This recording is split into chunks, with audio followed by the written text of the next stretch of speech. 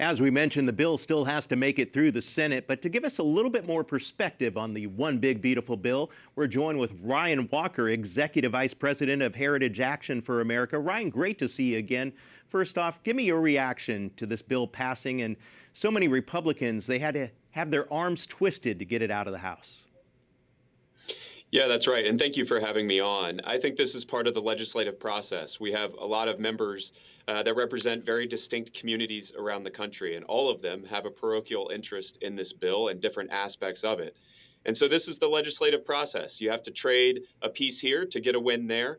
And we're very happy here at Heritage Action that this bill ultimately got across the finish line in the House. Definitely, pro-life organizations are praising the fact that, as it's written now, Planned Parenthood would no longer receive federal tax dollars. Give us your insight on that.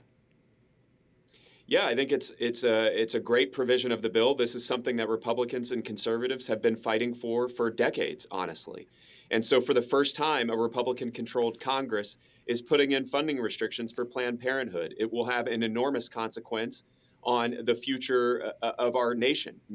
We will have more children in this nation. And the bill also focuses on the family. It expands the child tax credit. It has a number of other provisions to make sure that moms and dads across the country are able to raise and rear those children that are going to be, welcome to this world because of that provision.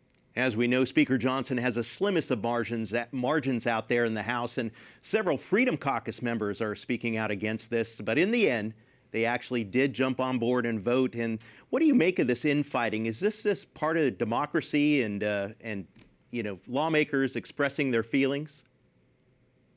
I think it is a part of democracy and lawmaking. I think these members are very interested in the debt and deficits. Look, we're $36 trillion in debt. We've run a trillion to $2 trillion annual deficits for a number of years now, especially under the Biden regime.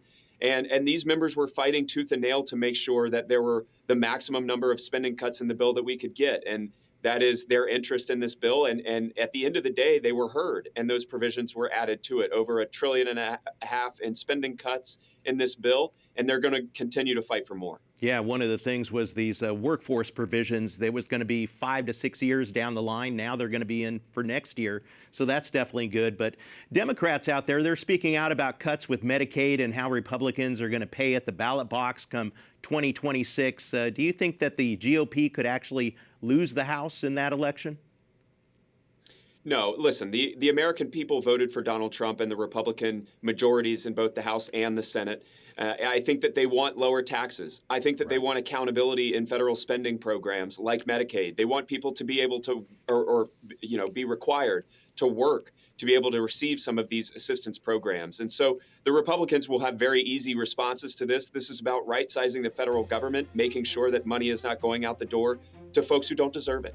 Hey, Ryan, we appreciate your insight as always, Executive Vice President at Heritage Action for America. Thanks a lot. Thank you.